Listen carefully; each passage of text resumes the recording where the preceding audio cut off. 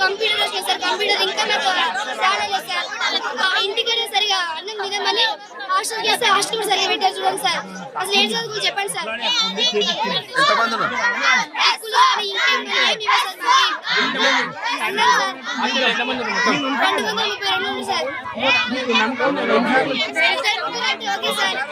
మేము వచ్చిన వరకు ఓకే సార్. ఇప్పుడే